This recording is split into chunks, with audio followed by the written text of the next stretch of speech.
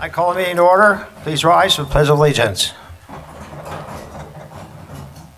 I pledge allegiance to the flag of the United States of America and to the republic for which it stands, one nation, under God, indivisible, with liberty and justice for all. Thank you. And tonight the invocation will be given by Pastor Jonathan Sherrod from the relatively new Kirk of Holly Springs, and may have a little something else to tell us besides the invocation. Welcome. Thank you, Mr. Mayor, members of the Town Council. The Kirk of Holly Springs is a relatively new worshiping community in the town.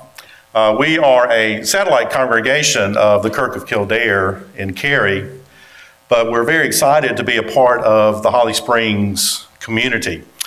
Life is very busy at KOHS, as we lovingly refer to it.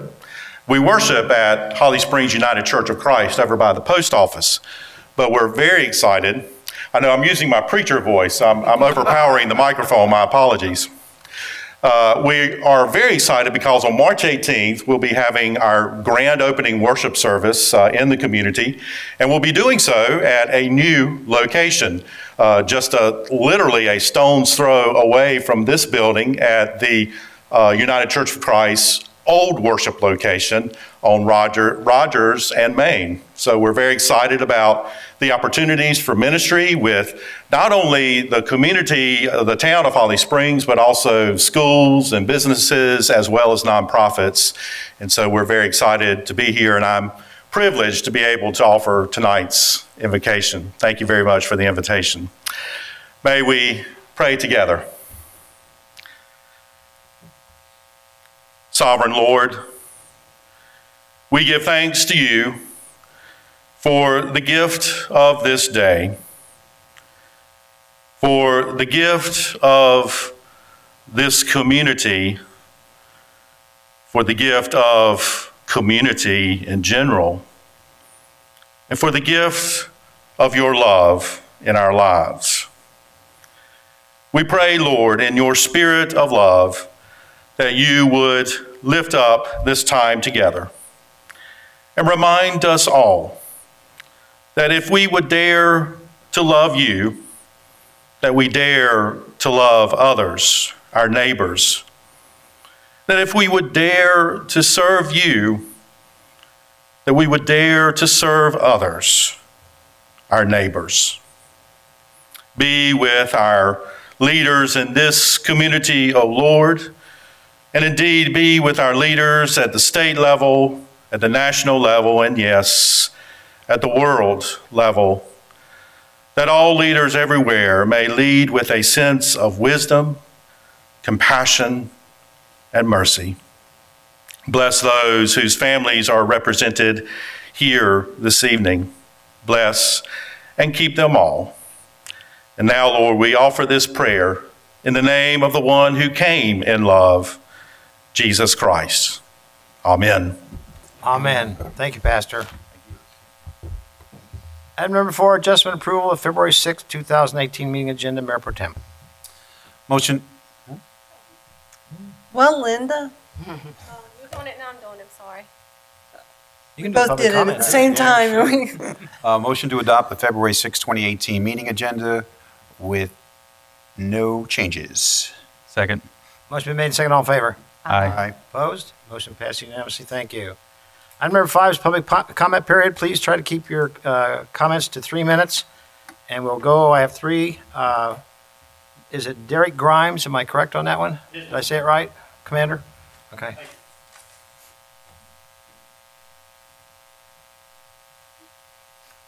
I may go a little bit over 3 minutes. All right. If I get too long, just cut me off.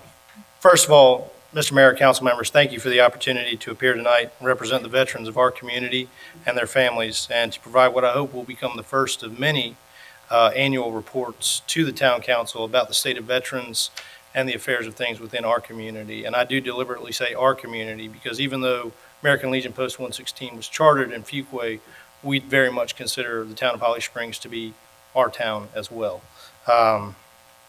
Our relationship with the town leadership is critical to our success, and I firmly believe that as our town continues to grow, Post 116 will grow with it. Hopefully you've had an opportunity to review the package prepared for you, but if you haven't, I'll summarize it for you. The State of the Legion is strong. We continue to grow year after year, and I'm proud to report that as of tonight, we have 818 members, which is an update from your packets, firmly securing us as the largest American Legion post in the state of North Carolina. Oh, wow. Excellent. We continue to grow in our state and in our community, displaying for our community the principles of the American Legion, the care of veterans and their families, and dedication to serving our community through our devotion to mutual helpfulness. There are, in my opinion, a number of opportunities for continued growth and renewed partnerships with our neighbors here in the town of Holly Springs that we've not fully developed, and that's why I'm here before you tonight. I'd like to revitalize our relationship with the town leadership here and strengthen our lines of communication, as well as the way that we interact. In my opinion, it's not enough for us to say that we marched in the town of Holly Springs Christmas parade and that we go and present the colors at the Salamanders games. Yes, you do.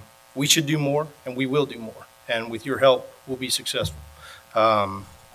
We should support you in your efforts in the town, but also listen to your guidance and help ensure that we're not just claiming to support our community, but communicating with and supporting the leadership of the town in their efforts. As we continue to grow, we'll seek out new avenues to support our town, be it through the Adopt the Highway program, partnering with local businesses and the Chamber of Commerce, and strengthening our relationship with our local schools. One of the founding principles of the American Legion is a focus on national security, and recently we rekindled our relationship with the Fuquay-Varina Police Department and submitted a nominee for the State North Carolina Law Enforcement Officer of the Year, which he won. He will now go on to compete at the national level. We have the opportunity to submit firefighter, EMT, and Law Enforcement Officer of the Year nominees every year. So I look forward to the possibility of sending a nominee from the town of Holly Springs Emergency Services next year. We continue to care for our veterans and their families as well through cash and goods donations to various other nonprofit organizations in the town and across the country, supporting local high schools, elementary schools, through scholarships, Backpack Buddies, if you're familiar with that program. We also donate to other charities like the local SPCA, and of course we donate to the National American Legion Emergency Fund. Most recently we donated $3,200 in support of Hurricane Harvey relief. Some of that went directly to our sister post in Houston, and some of that went to the National Emergency Fund. As a whole, the state of North Carolina also sent $10,000 to Puerto Rico in support of their efforts to clean up from hurricanes. There's a lot going on. One of the most impactful ways that we take care of our community and youth in our communities is through our scholarship program. We've donated thousands and thousands, countless thousands of dollars over the years to high school and college age students who are seeking to better themselves. And we'd like to expand that program as much as we can. We're also looking to expand into Legion baseball, junior shooting competitions. There's a myriad of opportunities that we can go over later as this relationship grows to help increase what the Legion does in the town and what the town gets from the Legion. We're very much a service organization. We want to give as much as we can. As we look forward to the future, we continue to look forward to our continued partnership with the town leadership and the various organizations and entities that make up the wonderful tapestry of our town. Thank you again for the opportunity to appear. We remain dedicated to the service of our community and nation, and I look forward to any of your questions or comments. Thank you very much. Thank you. Appreciate you here. Thank you. Great. And Look thank forward all to of it. you for coming, and thank you for all of our veterans and their service. We will work together. Definitely. Thank you, Derek. Thank you. Thank you.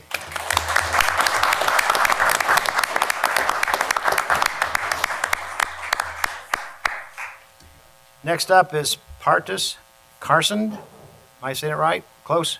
That's good. A lot of names and some of them.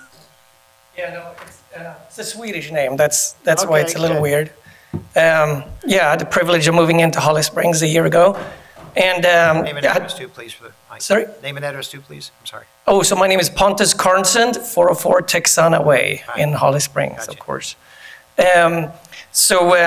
Yeah, we moved in about a year ago here in Holly Springs, and I had hoped for a little bit of a bigger entry for my first appearance with the town council, but I have a tree issue, and the town, I was directed from staff members And in my very important note here is that I think it was Matt Beard was my last contact that told me I had to actually appear before the town council for my tree issue. We had some great repairs done to our sidewalks, and a 30-foot, I think, estimating, a tree was killed in front of my property. And then I was asking that since it was killed by the town, that the town would maybe at least take away the tree, which when I found out it cost a couple of $1,000s, so we have an estimate for that. I don't know if there are better deals for that, but and then maybe replace it with whatever would. I'm happy to be gracious and not take a 30-foot tree, but whatever would be required by the standards of our community to not have to myself put out all the funding. So that is really my only request, and they directed me to the town council for this tree. It is my favorite shade tree for my afternoon sun over my driveway, so I will miss it no matter what. But What happened again? the sidewalks were repaired, and they dug through and they dug some significant roots off of the tree in the process of working on the sidewalks in our community. And so no other trees died, except for mine, but they dug some of those. We had people come out and confirm it. Counselor, is that something you can comment on, or do you want to look into it, or what should we do? Yeah, we did get some emails on this, and, Public Works disputes that they were the murderer of this tree. Yeah, but, we can have them go out and take a second look at it, I think the comment, I was trying to pull up the email here from, I think it was last December. Matt had, emailed me and said that it looked like there was some green growth on the tree, so we didn't know if the murder had actually taken place. The tree also filled up with bees and things, and so it became an issue with our neighbors. And now with the cold, they disappeared. But yeah, the arborist told us it was completely dead when he came out. Again, I'm not a professional tree person, but. We'd be happy to take another look at it and come up with another opinion.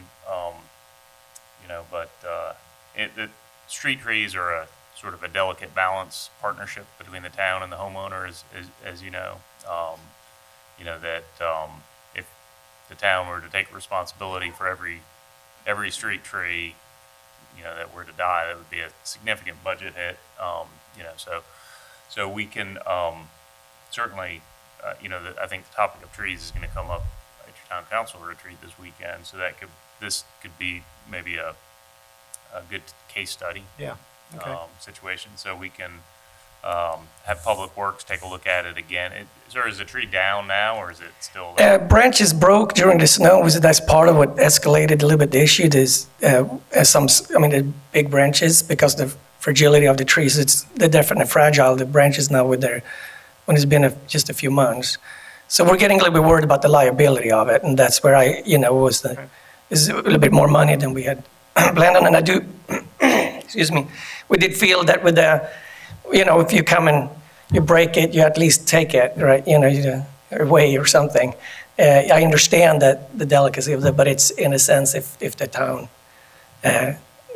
cut those roots, and it feels like at least take down the tree. And I do feel that at that point, I am required to replace the tree as well. Mm-hmm. So it becomes a significant amount of money for us. Let's get back into it. Thank you. Thank you very much. Appreciate you coming. Thank you. Thanks. And Hilda, is it Hilda? Am I right on that? What's the last name? Legal. Oh, that's right, legal secretary. That's right. I got it. Thank you. I'm Hilda Legal, 500 Indian Hill Road, and that's Holly Springs. I just have a simple query. I'd like to know, when we put up these new structures, especially commercial buildings, if any consideration is done for making a green building. Because if you read some of the MIT studies, it actually saves the town money on water, electric, and other things, because it's environmentally safe.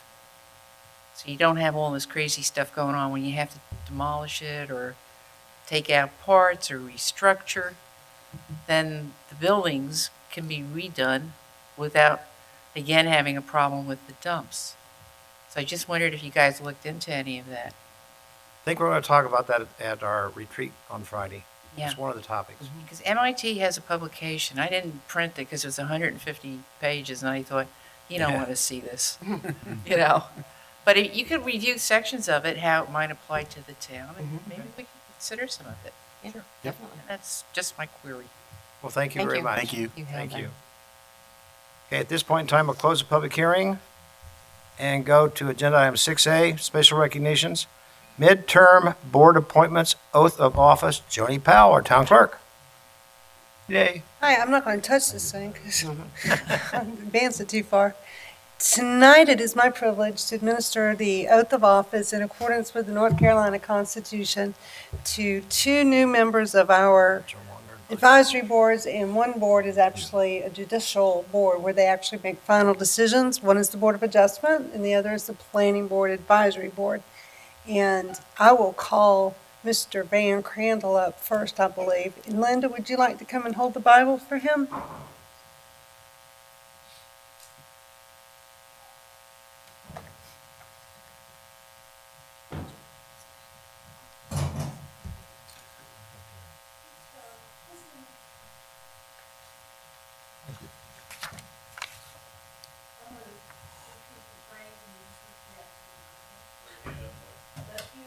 Right here.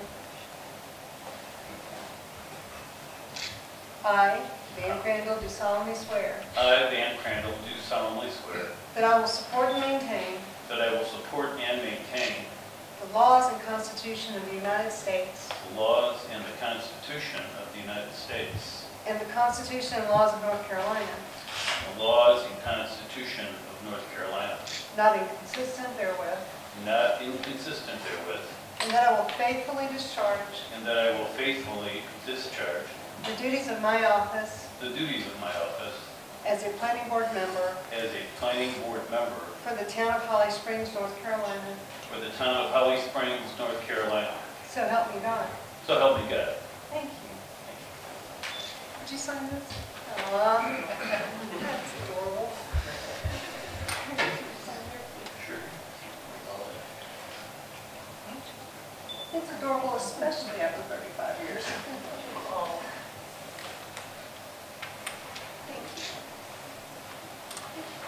you. And Mr. Timothy, oh, well, Mr. Timothy Forrest, he's joining our Board of Adjustment. Board of Adjustment is a quasi-judicial board that makes final decisions on the applicant. Swear with that line? Absolutely. Repeat the phraseology after me.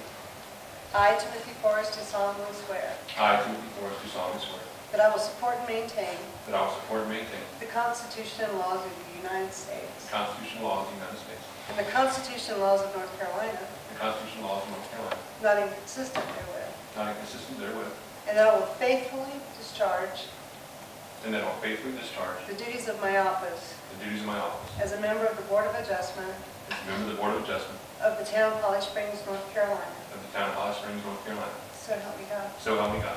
Thank you. Thank you.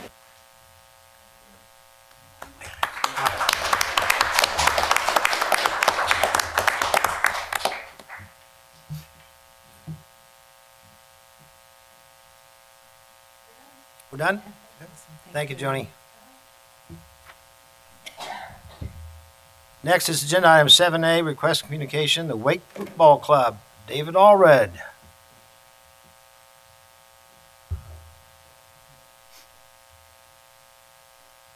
Just for the record, name and address. I think most of us know you anyway. My name's David Allred, 129 Sanandra Lane. Mr. Mayor, council members, thank you for having me tonight. I know a few times throughout the years I've come in and sort of given an update on how things are progressing with Wake Football Club. So I'll keep my comments brief tonight, but I'd like to highlight a few things that we're very pleased with over the past few years and the past few months. Just my background real quick, because I know we have some new people. My wife and I moved here in 2009 to open the Chick-fil-A here. We quickly moved here very shortly after, and we live over in 12 Oaks and just think it's a great community. shortly thereafter, we started Wake Football Club in 2012, and our first year we had 220 members, and we're just at 2,000 now. So with the majority of those being Holly Springs residents, and very excited about the opportunity to play. And that's what we try to do. We try to give kids an opportunity to pursue that particular angle, their soccer opportunities with Wake Football Club. We want them to be able to play the appropriate level. Parks and Rec does a phenomenal job with their recreation program, but we sort of tailor things towards the upper levels. A couple of things we've been able to do is we have 4 tournaments a year, one of which is this weekend with, if rain allows, and we target 4 a year to bring into Ting Park. In March, we'll have something called ID2, which is a sort of a training program that's a national program, and we were very fortunate to be able to host it this year. We're really excited about that. I think it's a great feather for Holly Springs and Wake Football Club. A lot of kids who go to this program and get selected will then go on to the national team. A guy, if there are any soccer people in here, named Pulisic, who's a pretty good player on the national team, he got his first look at that program. So we were fortunate to get that. This summer, we'll have the Barcelona camp again with FC Barcelona. And once again, it's an opportunity for coaches to come in here from all over Europe, predominantly Spain, with that great football tradition at FC Barcelona. A lot of kids get the opportunity to then go over Thanksgiving. And we haven't had anybody selected yet, but we've had a lot of kids be able to go, and it's been a great cultural experience as well as playing. So for us, that's very important. We believe in development, and we believe in the soccer side of it. We think we teach life. We think we teach character. We think we teach a lot of things through what we show our kids, because that's what sports, it conveys those types of things. And though we're very serious about what we do from a developmental standpoint and a competitive standpoint, I think that has to come first. And we've been very fortunate to be able to do that. One thing we're real excited about is our college recruiting program that we've really pushed hard at, and a lot of kids in this area will be able to fulfill their dream. We got a lot of major Division I schools looking at kids that live in Holly Springs, and that was a big goal of ours. We want to perpetuate their opportunity. Academics has to fit, and that's very important for us. We say you can't go to that school just to play soccer. It's got to be a fit for you academically, but we think we're going to have some nice opportunities for those kids. We've been doing a lot in this program with looking at the academic side of preparing kids for high school. My son's a 9th grader, and I was amazed at 8th grade how much you have to prepare and what you do from picking those courses in 9th grade, 10th grade, 11th, and 12th. I mean, you make a lot of major decisions in 8th grade. It's amazing. I never knew that. Unfortunately, we were engaged. Fortunately, my wife was engaged, I should say. But, from learning that, we've interfaced with Holly Grove, and we think a lot of their principal over there, and he's going to get us a guidance counselor to sort of help with that. So, for us, being able to bring in teams from out of state is very important. I'll sort of conclude with that. We play in something called National Premier League, and it allows us to have teams from Georgia, South Carolina, from Tennessee to come in. And when the facility was built, there was county money that went into it, and there was a prerequisite that you had to reach a certain amount of points to be eligible for that money. And it's a long process, but you guys are probably aware of it. Hopefully this time next year, a year and a half early, we think we'll be done with the points, thanks to obviously the town, thanks to the Salamanders, but I think we've been part of that success also. And that's something that we're very proud of. So I can certainly answer any questions. I wanted to keep it brief, but that's a little bit of what we've been doing and what we're excited about. Questions or comments to David? Just wondering, what age groups is this for? Generally 8 to 18. Okay. Yeah, so we try to, we're maybe the older age groups and sort of the higher levels. Right. Thank you very much for your time. Thank you. Thank you. Hi, Lori. Agenda item 8A, consent agenda. Mayor Pro Tem. Motion to approve consent agenda. Second. Motion made, second, all in favor? Aye. Aye. Opposed? Motion passed unanimously. Thank you. Agenda item 9A, unfinished business is signal installation at Village Walk and South Main Street. Very important thing to pursue here. Kendra Parrish. Hi. Aye. So as you know, with the Main Street Extension project, a lot more traffic was pushed on to Ralph Stevens, the north side of Ralph Stevens. And about 8 to 10 years ago, when the design first started, we had planned for a signal to be at that intersection.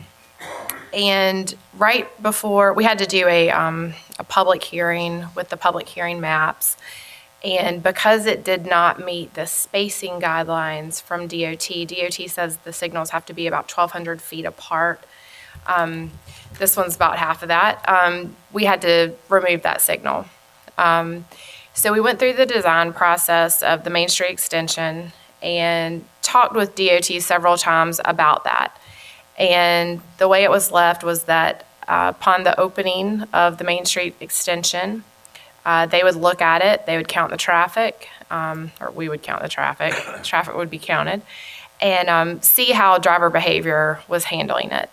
So, as you know, we opened this past fall for the project, and right off the bat, we felt like it was showing exactly what we knew about 8 or 10 years ago. The traffic counts did support and warrant a traffic signal. It still did not meet the spacing guidelines. So we met several times with DOT in between then and now, and we actually looked at doing a concrete monolithic island, which basically lets you turn left in to Village Walk and a left in to the Walmart Shopping Center, and you can take a right in, right out. But taking a left out of the 2 shopping centers or going straight across is prohibited. We looked at that. It actually made a lot more U-turns, or folks have to go down to the bypass intersection with Main Street and make U-turns, and it made that signal operate at a lower level of service. So with those results, with that information, DOT did give us a call and told us they were going to let us put a signal there. So that was great news for us. We've had several press releases where we've mentioned that we were talking with DOT about this. And so we're happy to announce that they've approved the signal. What's attached or what's up for the motion tonight is approval of the design of the signal for $17,000. What our plans are for the signal is to have it designed. The design will take a little bit longer than the one that you just saw at Piney Grove, Ralph Stevens, and South Main. That was a wooden pole signal. Right. We did wood poles there because there's a few corners of that intersection that are still undeveloped. What our requirements are and what we hold developers to, and we would like to hold ourselves to that standard, is to do the decorative mast arm signals that you see around town. It gives a nice finished look to the intersection. So we're going to have those designed. Once they're designed, we will then solicit a change order from Fred Smith. That's the contractor currently out there. We haven't closed out that project yet. By doing that, then DOT will partner with that cost at 50%. So that's why we want to keep it, hopefully, as a change order. If we went out and advertised and did something different, I don't know that it wouldn't be part of that grant project. So that's our plans. We're anticipating the signal to be up in about 9 months. Why so long? These monocurve mast arm poles are actually, you have to get the shop drawings and then the lead time on them. They're customized, the length, everything is customized for the intersections, and so that's why the longer time frame for that. So I can answer any questions that you may have. Have we ever beaten 9 months on this kind of thing? Not that we're anxious to have this done at all. We will endeavor to try to beat 9 months in every way possible. How's that? Other Yes, questions or go ahead. comments? I was just thinking 9 months. That road, I think of a lot of high school kids that are going back and forth. Yep. And I know the distance is not ideal, and I can hear people wondering about backup with traffic, so having to monitor that we synchronize the lights is probably really important. Very. So there's no backup.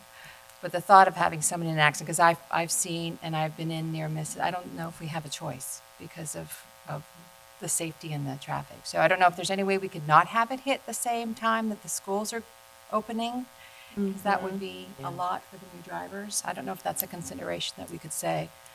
At least give 2 weeks on either side for folks to get, those first weeks of school are just crazy. Right, yeah. So that's all. I think as we get further into the design, or we get it designed, and then when we talk with the contractor, we'll know more about timeframe. Yeah. But they, that contractor was great. They're working on that road, and we had them stop work for a Friday night football game. Right. We had the first week of school, they helped us with all kinds of different signage and whatnot. So, I mean, they are, open to that kind of discussion. So we'll try to do that. I do want to mention, though, that in the morning, the traffic does back up from the bypass to Village Walk. You see that occasionally. It'll go past Village Walk. That will happen. We will synchronize those signals. That will happen in the morning periodically for, probably 15, 20, 30 minutes. And no matter how much you synchronize them, it's a short space and there's a large amount of cars coming through. So we will do the best we can to synchronize them, but I just want to go ahead and, explain that during that short period of time, if you are in Village Walk and you want to go straight across and your light turns green and the folks coming up Piney Grove did not stop and they actually have bled through the intersection, which we see people do that a lot. They get anxious. And even though the car in front of them is in the middle of the intersection, they just want to pull in behind them. That will happen. I think as we continue to educate the public about, not blocking the intersection, we'll try to do that. But that will happen. But the other, 23 and a half hours of the day, the signal will help us be safer there. So, Good. Other comments or questions? Seeing none, we got two motions, please. I make the motion to approve a contract with Kimley Horn in the amount of $17,000 for traffic signal design at Village Walk Drive and South Main Street. Second. Motion been made and seconded. All in favor? Aye. Opposed? Motion passed unanimously. Number two. Motion to adopt budget amendment to transfer $17,000 from street reserves to the Main Street Extension Project. Second. Motion been made and seconded. All in favor? Aye. Opposed? Motion passed unanimously. And Kendra, whatever we can do to help, please call on us. okay, absolutely. Thank you. And thank you for, very staying on the DOT Absolutely. Yep. about the concerns of safety, even, just in general over there. Thank you. Okay. Agenda item 10A, new business environmental program update. Daniel Calavito. That'd be you. Good to see everybody. Hi. Faces I know and don't. I'm going to try to keep this as brief as I can. This is a lot of information, lots of acronyms. Environmental regulators love acronyms, right? It's just one of our things. So we're going to talk about a few wins for our environmental programs last year, and then we're going to talk about sort of where we're going as a town, right? So first of all, we're going to talk about the SCIMP, and you can read the name there. That's our first acronym. What does that mean? This is a document by which the town can undertake town projects and not have to go through the environmental impact statement or environmental assessment process if it's within the scope of this document. It was originally created in 2005. We're in a memorandum of agreement with the state by which we have to update it every 2 years. So this was the first time I actually had to update it because of some procedural things at the state. It hasn't been updated for 3 years. So there's our pretty maps, our endangered species and impaired water map. That's what they like to see. And basically, just for a little visual, those circles on the map there, they're just areas of concern for like possible threatened species. We have like the dwarf wedge mussel and Michaud sumac and stuff like that. So if something falls within that area, then it has to be studied further. So we were gonna contract out the biennial update, and we got a price from our consultant, and it was about $10,000. So we certainly thought that taxpayer money could be spent more wisely. So I decided that we would do it ourselves, and we did it in-house. And while it was a lot of work, I don't know that I would say that I thought it was $10,000 worth, so I'm really glad that we did it ourselves. We submitted it on time. We received no negative comments. It's been accepted, and we're in good standing with our memorandum. Does anyone have any questions about the skimp part? Tomorrow, I'll send to council a link that shows the biennial report and the document, so you can look at it. If you are prone to insomnia, I guarantee you it will cure you of that. It'll help or hurt? It'll fix you, I promise. Okay, so the town is also a delegated erosion and sedimentation control program. And what that means is that we approve our own plans and do our own inspections. The state does not do it for us. While it seems burdensome, that delegation is actually a blessing and a gift, and I will tell you why. So the state is extremely understaffed, as I'm sure you're aware. They have some really good people working there, but the feasibility of them getting to job sites on a regular basis and making sure that they're in compliance with their approved plan is very minimal, right? So by us being delegated, we are able to protect the waterways within our jurisdiction. And I'm not ashamed to say that we're doing a very good job with that. That's hugely on the part of our field staff. Our erosion control inspector, Mark Tudor, is amazing. Our environmental tech, Zach, who's trying to hide back there behind Mr. Crandall, is amazing. We have some really good field staff. They have a good working rapport with the contractors, with the developers, and it's a battle, right? We have about 1,600 disturbed acres right now. We have about 130 permitted projects open, and we have one full-time inspector. We have Zach that's been doing some fill-in until we get our other position filled. So they're doing a lot with not a whole lot, you know, and as far as actual field time, I don't get it. All I do is send the threatening email when someone's not listening to them. People don't really know what I look like, so when they get an email from me, they think I'm bigger and scarier than I am. It typically works.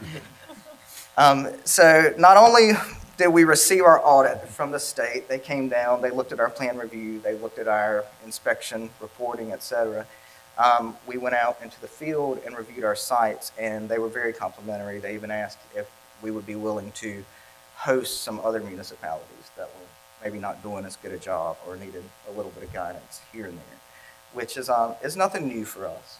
You know, I'm trying to toot the horn of the staff because, again, I can't tell you what a good job they're doing.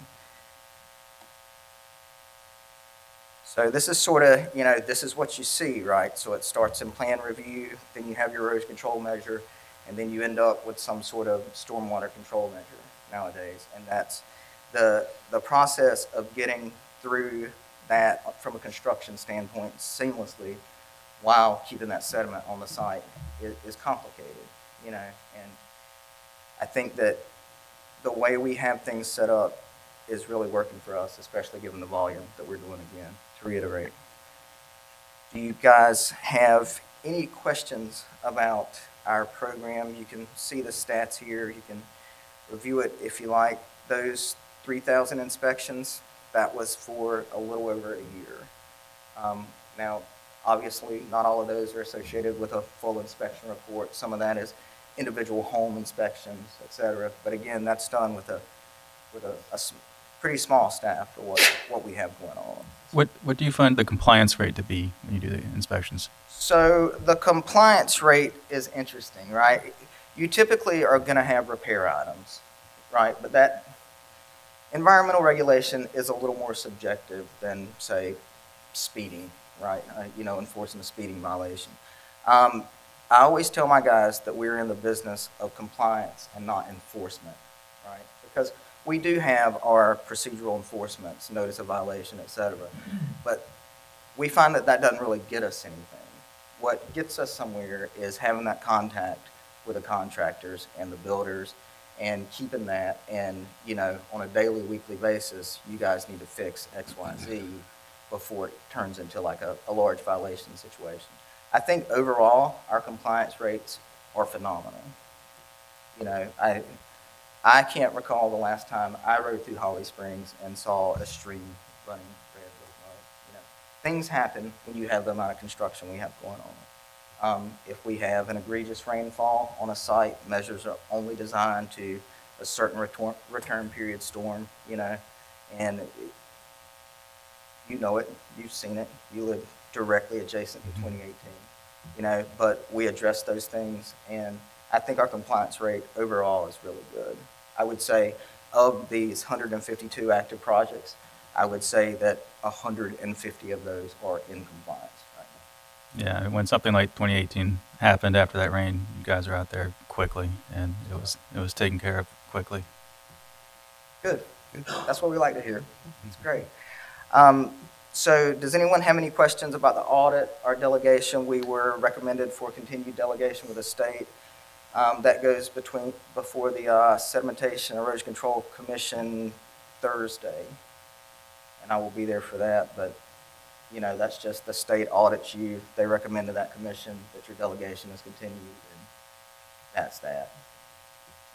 I'm going to go just because I had the suit cleaned and I want to wear it twice. No comment. Okay, so now this is what we're really here for, okay? The state, the municipalities in North Carolina, the EPA, the Stormwater Association of North Carolina, and American Public Works Association of North Carolina have entered into this cooperative effort called the Sustainable Stormwater Initiative. The MS6 for short, that's another acronym. And no, that is not a street game, that's the real name of it. It essentially provides municipalities a framework by which they maintain their permit compliance, right?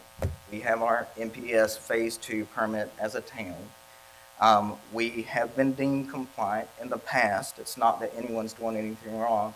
This sort of puts everyone on the same playing field, right? And provides a framework.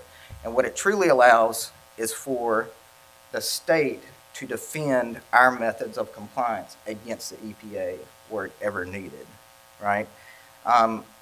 So basically what the program boils down to in a nutshell is I was on the original steering committee with the state and the EPA, and through volunteer efforts of the respective players and the other municipalities, we created what we've called modules that address the 6 minimum measures required by the permit. And it helps you look at your stormwater staff and crews, whatever you have, based on the size of your municipality. It helps you look at it from like an asset management standpoint, right? So are you doing this? Are you doing it correctly? And if not, why? What do you do to fix it, right? So that's sort of the way it's set up. It's sort of what we have been doing anyways. There's a lot of nice jargon here that I helped create, and I look back at it sometimes and I think, man, that's wordy. But essentially, it allows a town to self-audit, right? So as opposed to the state coming in and auditing us, or us being, you know, potentially under fire for some sort of third-party EPA auditor, which is what they use. And I'm not trying to disparage third-party auditors, but it's their job to find something, right? And a lot of times that can be a contentious relationship. So this allows us to actually look at our own program, maintain our own compliance, and to learn from other programs. So once in every permit cycle, which is 5 years, we would have someone in from Cary or Garner, and I would fill that capacity for someone else. So it's like a peer review. We are working on a training program right now for that auditor role. I'm the liaison between the EPA, the state, the towns, and all the other agencies for that endeavor.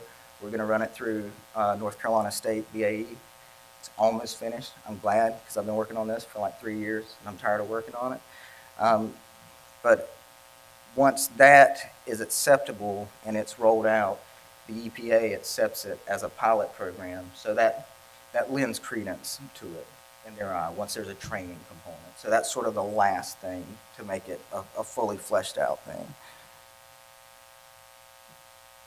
So we will no longer have to do our annual reporting by participating in this program. That doesn't mean much to you guys, but it means a lot to Zach because he has to go into this really cumbersome software on the state's website and enter in a bunch of numbers that don't tell you anything about what we're doing as far as compliance. So we did 10 inspections. What does that mean? It doesn't mean anything, right? As far as what we're actually doing. It does provide the framework that we don't necessarily need so bad because we're an established program. However, new communities that are coming online, that do not have established programs, this will be hugely beneficial for them. And I talked about the audit thing from the EPA. This does not officially shield us from an EPA audit in that regulatorily they cannot give up that oversight. However, they ask the state, who should we audit? And the people on this list are not going to be the ones they send them towards. Right? So there are no guarantees in life, but this is a fair assurance.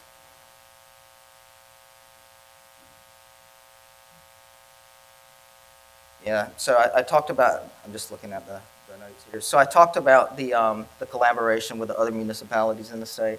That's a big thing because a lot of this stuff is sort of nebulous, right? It's not really well defined as far as how you maintain compliance. And I have gained a lot of stuff just by being in the same room with people that do my job for other towns and just learning from that because someone's always going to think of something you haven't thought of, and for me, that's a big thing, that unified front, that collaboration, that's a huge thing.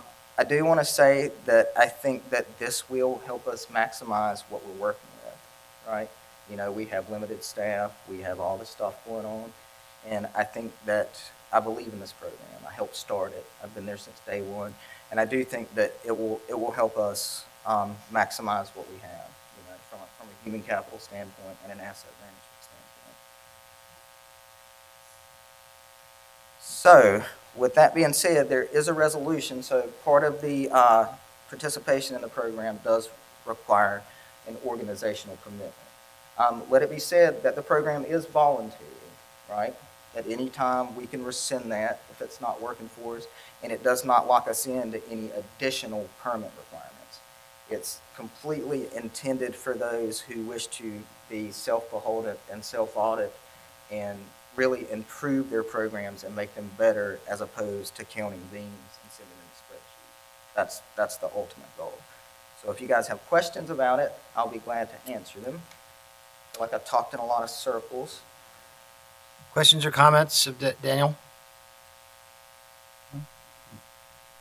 We're all good? Yeah. That's good or no, right? You've done a good job. Thank you very much. Appreciate it. I make the motion to adopt Resolution 18-08, supporting the Sustainable Stormwater Initiative. Second? Motion been made, second, all in favor? Aye. Opposed? Motion passed unanimously. Thank you. Thank you. Take care. Thank you, David. Thank you. Thank you. Agenda item, You did a good job. it might go to his head, I don't know. Agenda item 10B, new business, revision to town code regarding open burning. Chief Smith.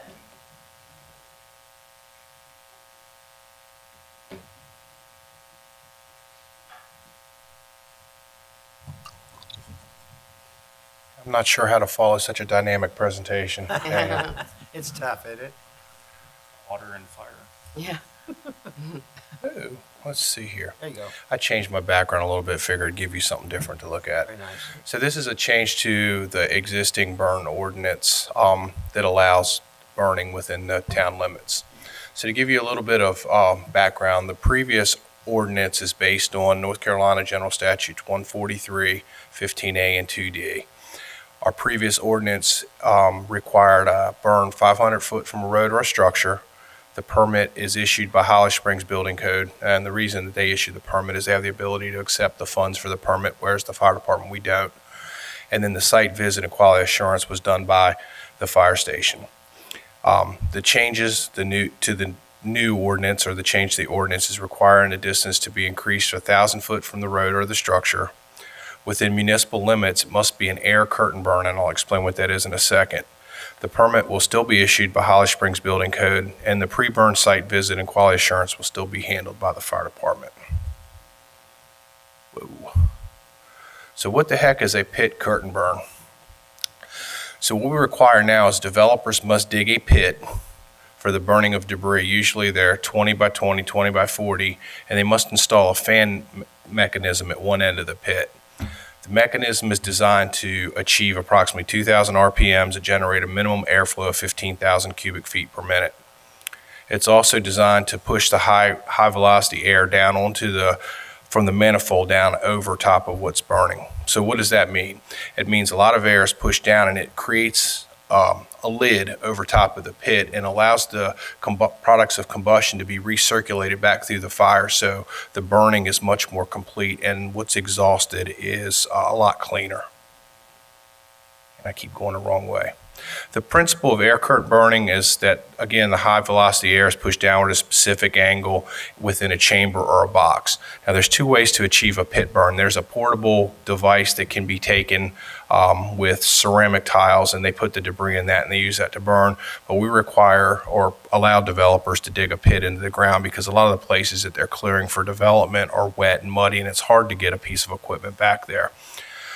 So the rotation turbulence, again, creates that lid over top of the environment. It enriches it with oxygen and accelerates the combustion process, raising the temperature within the pit to 2,300 to 2,800 degrees. Sort of like if you ever tried to burn a stump out in your yard, you started a fire into the stump and then you used a leaf blower to accelerate it to have the stump burn completely. That's the principle with this. This is what the device would look like. This is a fan that is put on site out there, and it blows air out that long device. This is how it looks set up with the empty pit. This is the process that's required. So the developer or the contractor puts the debris into the pit. The initial charge of debris is ignited. We allow them to use up to 5 gallons of diesel fuel or kerosene. Once it's ignited, the blower started, the debris loaded into the unit is needed to maintain combustion. The ignition process, when started, as you can imagine with diesel fuel or kerosene, will allow some black smoke, which is pretty visible early in the morning. But usually once the fire's burning, the only increase in smoke you'll see is when they put some debris on there. So the wood that they're taking down is sometimes green, sometimes wet, depending on the weather. They'll pile it on the fire. You'll get a couple puffs of smoke, and then it'll go away. They don't use any additional fuel to maintain the combustion. Any questions so far? Okay. So as I said, the air curtain delivery system acts as a lid over the firebox, trapping the particulates and provides extra oxygen to the combustion. Therefore, it burns a lot cleaner. The system's effectiveness is in trapping the particulate under the air, and it's designed to produce very minimal emissions into the atmosphere. By recirculating the air under the curtain, residence times of the particulate is increased. So what happens is smoke is really particles of incomplete combustion. So there's particles of wood in smoke. It depends on how much is in there, depends on how dark the smoke is. So what this air curtain does is it causes recirculation of the unburned particles of combustion back into the pit, so they burn again. So the particles that come out are a lot cleaner. The air curtain delivery system serves another important aspect besides particulate control. It creates an afterburner effect, so it destroys some of the other elements that you normally have in burning, like selenium, aluminum, different things like that. They're not exhausted into the atmosphere. There's a little picture of the methodology. You can see where they simulated the blower and how the air circulates over top of it. The firebox or the pit is around it. Some fun facts about curtain burns. When properly operated, anecdotal evidence, because there's not a whole lot of study into this, but there's evidence by the EPA that they did some testing on these burns with measurements from a simple open burning. So like if you had a pile of debris that was open burning and one that was in a pit, shows that the vegetative debris or natural grown debris, that the emissions and particulate matter are reduced significantly compared to the open burning. So having a pit in your backyard or something is producing more carbon monoxide and carbon into the atmosphere. Excuse me.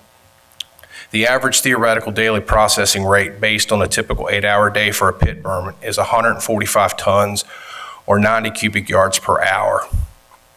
average dump truck can haul 10 to 15 tons per load. So given this information, if debris removal were to be required in a community that is struggling with traffic, there would be an average of 10 or more round trips by dump truck to the construction sites to haul this debris away. So we would be having more traffic on our roads with dump trucks and stuff that would be doing a lot of trips back and forth to the landfill. How did curtain burning become prominent? Interestingly enough, curtain burning's been around for a long time, but it really gained prominence during Hurricane Katrina and Rita, and even now with the recent hurricanes in the Virgin Islands and Puerto Rico. So you can imagine the devastation with all the trees and houses and stuff that have been destroyed. They have to do something with the debris. So they have two choices. Massive hauling operation, pile this debris in a landfill. Sometimes when you do that, you end up with insect infestations and stuff, or burn it. So the EPA really started to look into these pit burns and their environmental effects right after Hurricane Katrina and Hurricane Rita. And they've been approving curtain burns for time after that. They even allow household debris from like condemned houses to be burned in these, but we don't allow that in our ordinance. So some of the case studies, and this is getting scientific, so I'm running right up Daniel's alley here with all the stats and everything. So when they started doing the case studies, they did it recently in Puerto Rico. Concentrations of carbon monoxide, which is the most dangerous gas from a fire, and particulate matter were measured at points 50 feet and 100 feet upwind and downwind from the burn site. The average CO concentration 50 feet downwind from the site was 9.3 parts per million. Now, to give you a perspective, we don't ask you to leave your house if you have a carbon monoxide leak in your house unless it's at 7 to 10 parts per million.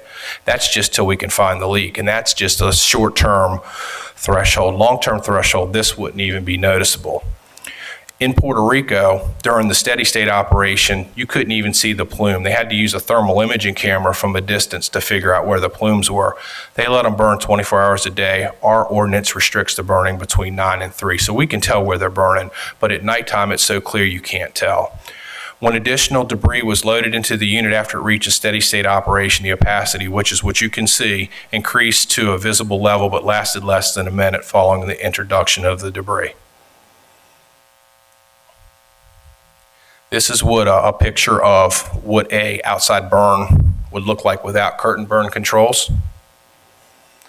This is a picture of the C&D landfill. So just a little history. Right back in October, November, we started to get a lot of smoke calls from 12 Oaks. So we were allowing 12 Oaks to burn, like this first picture here, without curtain burn controls. And wind direction and stuff is usually taken into account when they burn. Well, they had an unfortunate day where the wind shifted and a lot of people in 12 Oaks were getting soot and smoke into their houses. So we fielded a lot of complaints, which facilitated us discussing the change in the ordinance. In December, we have the C&D landfill that had an accidental fire. They have piles of mulch there. Mulch will sometimes naturally combust, or it only takes a little bit, like a cigarette disposed irresponsibly or something, to cause a fire. You can see from the size of this, the resources it would take to fully have extinguished this were not really worth the effort. It would be cost prohibitive for us to try and put this out. So the decision was made to allow it to continue to burn. So without having a DNA test for smoke, which there's not one available, we couldn't really tell where the smoke was coming from. So we had the C&D landfill that was going on. We also had the 12 Oaks and the Trinity Creek pit burns going on. So we were taking a whole bunch of phone calls, as I'm sure you guys were. So what we did in response to those complaints is we required 12 Oaks to start doing a curtain burn prior to the change in the ordinance. So the developer of the 12 Oaks phase, I think it was phase 10, is that correct, Kendra? Or is it 9? Phase 9. They were very, very receptive to our changes, and this is what they put in place. You can see at the back there where the fan is, the pit's built a little bit long, but you can see the minimal amount of smoke that's coming off of that, that pile. And we did a lot of spot checks out there to make sure that we weren't missing something. Now, obviously you can smell it, you can see it, so sometimes what you see and what you smell is going to heighten the sense, and maybe you're going to want to complain. Here's a side view of the curtain burn in 12 Oaks. And then here's a little bit of a closer up. The problem with this picture is the developer out there was really new to doing curtain burns, so you can see that the debris actually piled up over the edge of the burn. So there's a little bit of increase in smoke. They corrected that. And I actually think they're done burning now, at least in this phase. I know they're going to probably do something on the other side. So this was a learning process for them as well. And that's all the fun pictures and fun scientific facts I have about pit burning, a very exciting topic. So if you guys have any questions while I'm up here. Questions or comments of the chief? So how many permits for burning do we typically issue in a year? How often does this occur? Commercial burns, I think this year, or existing ones right now, we have one for Trinity Creek, and the one for 12 Oaks is still open. We issue a permit, it opens for 30 days. It's usually a large development that asks for them, so we do 2 or 3 at a time. There's not very many. Is there additional training to inspect this new setup? Well, there was. We're all good with it now. It was actually kind of fascinating researching the pit burns and stuff. And like I said, the developers were the ones that really needed to help with setting it up, the length, the width, and the depth of the trench. Mm-hmm. Do you think developers will opt to do this or to transport material? Is this onerous on developers or still worth? Without putting my mind into my brain into the mind of a developer, which I really don't want to do, if it was me, I would choose to do the burn. If you think about the environmental ramifications, if you're a strict environmentalist, the carbon emissions from the dump trucks and stuff that are putting holes into the ozone layer are far going to outweigh what's being pushed by this. Now, you're going to have the loaders that are going to work 24/7 or however long they're loading these pits, but they're going to be loading dump trucks as well. I'm not sure. Personally, I would want the liability risk of dump trucks running up and down the road as opposed to a site right there that I can control. And these can be easily extinguished because they're burning so hot. We could put this thing completely out in under 15 minutes with the water that we just carry on our trucks.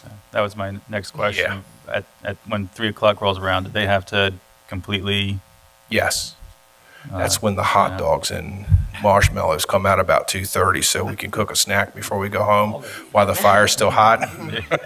But yeah, they extinguish it, or what they usually do is they'll pile dirt on it or let it continue to burn down, but we don't allow them to add any additional debris after 3 o'clock, and then they have to cut the fans and stuff off for noise purposes around 5 or 6. All right. Chief, this was pretty impressive how quickly you put this together. Yeah. What's the time frame for, because I remember seeing those requests about doing something now, I mean. Well, I had a couple interesting conversations with the town manager and the town attorney over the complaints. Some of them were, please just go out there and handle this. But we had a lot of discussions, so weren't sure which way we were going to go with the ordinance. So we did a little bit of research into what other municipalities in Wake County do. And interestingly enough, there's only one municipality in Wake County that doesn't allow burning at all within their town limits, and it's Fuquay, which is kind of shocking because they're more rural, I think, than we are, because they got a lot more open area, but they don't allow it at all. And our burn ordinance also extends, for us, our authority past the municipal limits. So we go out into the ETJ and into the county for enforcement purposes as well. And just so you know, there's 2 ways that a developer can get a permit. In the municipality, we make sure that they know during the plan review if they're going to do any burning, they have to get the permit from us. But they also can go to the North Carolina Wildlife Commission and get one from them as well. So. But moving forward, this is the requirement. Yes, they're going to be required to do a pit curtain burn on any burns within the municipal limits, and they have to maintain that 1,000-foot distance. So I'm just wondering, I'm thinking about, because I just asked Councilman Villotson about 2018 market if they did any burning, but No. thinking about like Honeycutt Farms right by the schools, this will really help to keep that smoke from, I mean, I know I called you one day not too long ago about smoke we were smelling in the gym at Holly Grove from a burn, and so this will definitely, if they decide to burn out there. Right. So one of the challenges that we have as a fire department in the area that we're in, obviously we have a lot of development, so we do get a lot of requests for these. We don't approve every request. We turn a lot of requests down because of proximity to schools or subdivisions and stuff like that, or just if I get a bad feeling about it, I don't want it near the woods. The other thing we have to deal with is the North Carolina Forestry Division in an effort to maintain that urban wildland interface safety level is sometimes they'll come out and they'll do what they call a free burn. They'll burn off debris, so they're not a neighborhood's not threatened by the overgrowth. And sometimes we'll get that smoke. I know one day last year, Tamara and myself were on the phone most of the day. We probably had 40 or 50 complaints. The town looked like you were in downtown Chicago. It was a haze. But that was from the Wildland Forestry Division doing a back burn back there on Duke property. So I usually get a heads up sometimes when that happens, and I'll post something on social media and get it to Tamara, and she'll send it out so you all will know. But this one, I think that one happened. We didn't get any notice, and it was something that slipped through the cracks on their end. Anything else? Nope. All good? Hey, I We have went the a right motion. way. Motion to adopt ordinance 18-01, modifying section 12-284 of the Holly Springs Town Code. Second. Motion been made and seconded. All in favor? Aye. Opposed? Motion passed unanimously. Thank you, Chief. Okay, thank you. Very Yeah. interesting. Thank you, Chief. Thanks, Chief. Thank you for. Item number 11 is other business, and I'd like to recognize the Boy Scouts who are here. What troop are you guys from? Where is that?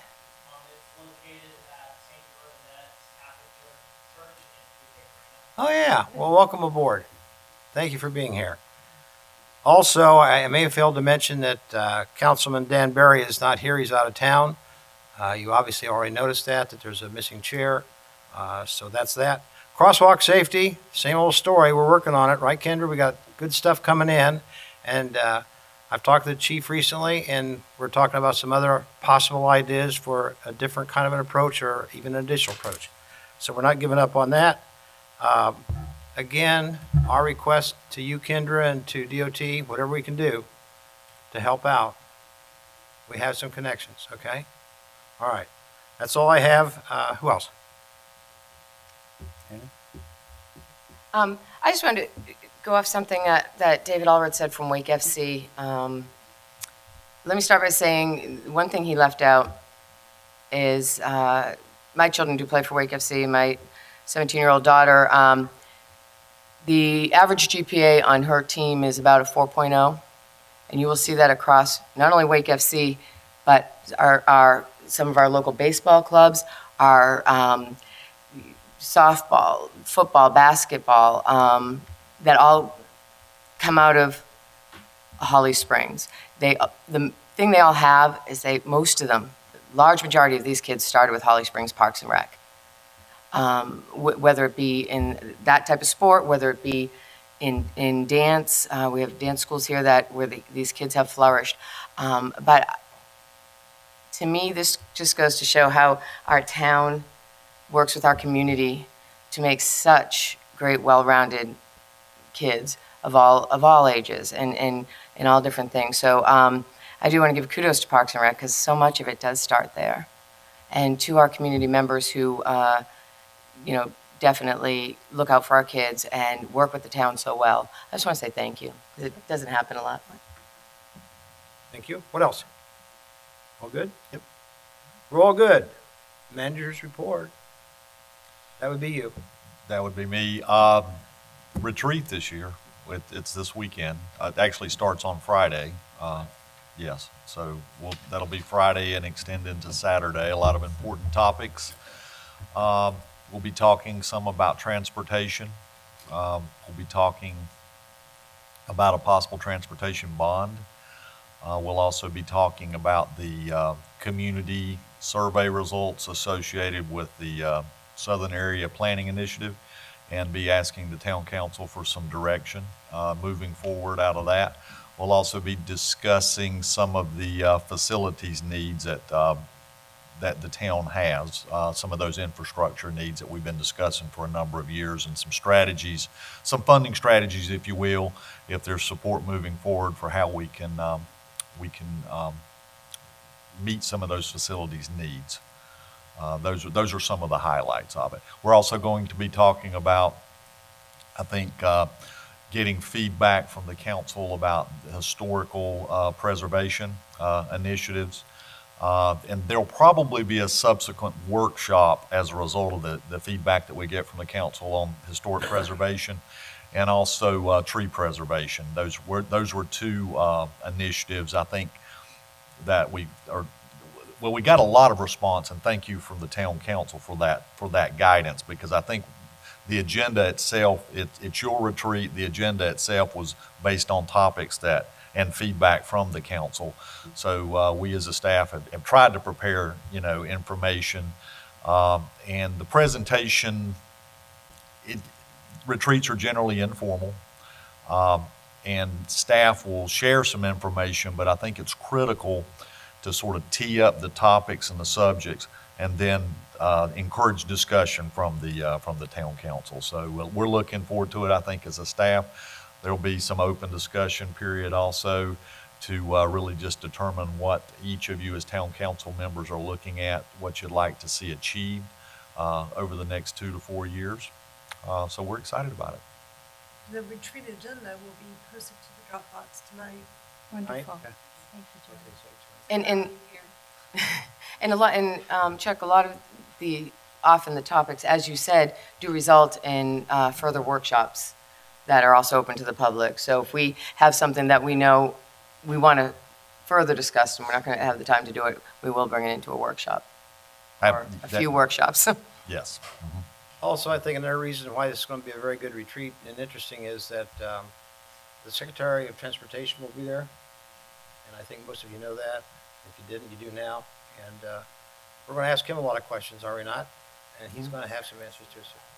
Friday, isn't it Friday? 11, yeah. Counselor? Yes, Mr. Mayor, there are 3 matters that need the council's attention from a legal perspective. One is pursuant to economic development and incentive potential for business that we seek to recruit to the business park pursuant to 143.318.11A4. One is a potential class action participation by the town in the opioid litigation. And I'd sent some information via email on that, and I'd have looked to get your guidance on that issue. The third is a complaint that was filed this week by a series of residential builders, and I'll give that list to the clerk so she doesn't have to type too quickly, but for the audience, it's Poythress Construction Company, Amward Homes, Reward Builders, Wardson Construction, J.P. Swain Company, Cityscape Builders, and Upright Builders versus the town of Holly Springs. And I'd like to talk to you about that matter as well. So the second 2 are pursuant to 143.318.11A3, where the first one is economic development in subsection 4 of that statute. Thank you. Your motion? Motion to adjourn. Second? All in favor? Aye. Aye.